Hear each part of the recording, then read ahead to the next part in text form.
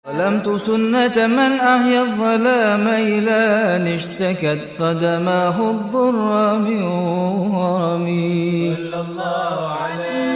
Semenjak menerima wahyu, Rasulullah jadi lebih bersemangat dalam ibadahnya. Semalam suntuk beliau salat hingga kedua kakinya membengkak.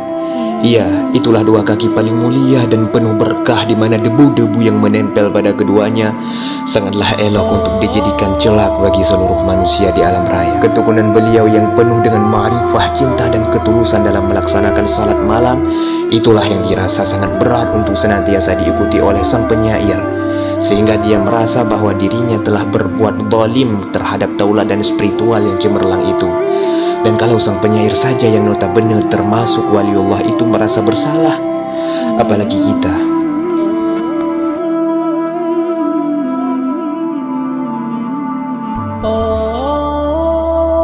وشد من سغب أحشاه وطوى تحت الحجارة كشحا مترف اللدم. Puisi di atas menunjuk pada sebuah peristiwa getir pada sebelum terjadinya perang Khandaq di Madinah Al-Munawwarah, yang diawali dengan adanya pengkhianatan oleh orang-orang Yahudi dari kalangan Bani Nadir terhadap perjanjian dengan umat Islam. Mereka kemudian diusir oleh umat Islam. Menyikapi pengusiran tersebut, seorang pendeta bernama Abu Amr berangkat ke Mekah menemui Abu Sufyan untuk menggerakkan orang-orang musyrik agar ikut serta berperang melawan Nabi Muhammad dan para sahabatnya. Abu Sufyan merespon dengan baik dan menghormati sang pendeta. Dia lalu mengumpulkan 10.000 tentara siap perang dari berbagai suku. Mereka berangkat menuju Madinah. Kabar tentang Abu Sufyan dan bala tentaranya itu akhirnya sampai juga kepada sang Nabi SAW. Ketika beliau bermusyawarah dengan para sahabat, Salman Al-Farisi mengajukan usulan yang kemudian diterima oleh beliau, yaitu menggali parit di jalan-jalan masuk ke perkampungan kaum muslim di Madinah. Sebuah kerja berat yang memakan waktu selama 50 hari, sampai beliau dan para sahabat didera kelaparan. Di saat itu, Jabir bin Abdullah Al-Ansari menyaksikan Nabi Muhammad yang mengenakan sabuk yang bagian depannya diisi batu. راودته الجبال الشم من ذهب عن نفسه فأراها أيما الشمم. Saat membaca bait ini, saya teringat petikan sajak puisinya Gusmus. Bagaimana aku menirumu, oh kekasihku? Engkau kaya dari dalam, aku miskin luar dalam. Miskin bagimu adalah pilihan, miskin bagiku adalah keterpaksaan. Ya, Rasulullah seorang manusia pilihan Tuhan ternyata seringkali merasa kelaparan. Bukannya beliau terdesak secara ekonomi, tapi inilah pilihan hidup baginda. Padahal ada 5 gunung yang menawarkan diri kepada beliau. Semuanya siap untuk menjadi emas paling murni, menjadi kekayaan paling menawan untuk beliau semata. Akan tetapi karena sang Nabi SAW itu terlampau rindu dan begitu cinta kepada Allah Ta'ala, fokus perhatiannya hanya kepada implementasi tugas risalah yang diberikan oleh hadiratnya. Maka dengan penuh rendah hati beliau menolak adanya tawaran yang paling spektakuler tersebut.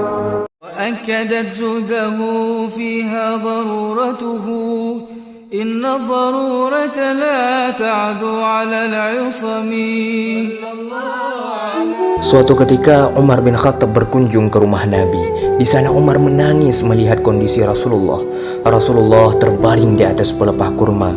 Dari kedua pinggangnya terlihat dengan jelas guratan garis pelepah kurma.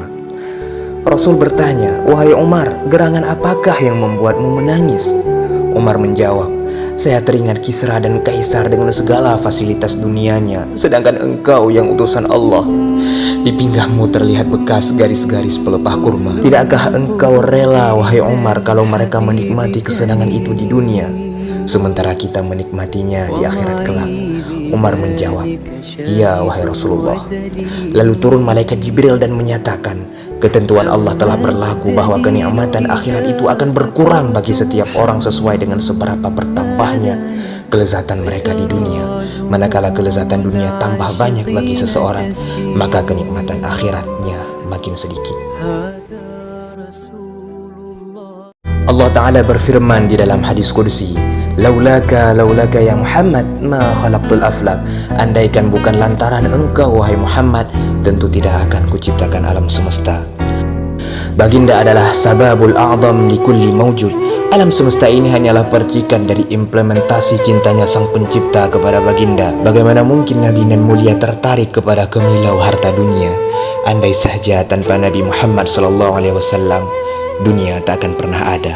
وكيف تدعو إلى الدنيا ضرورة من لولاه لم تخرج الدنيا من العدم.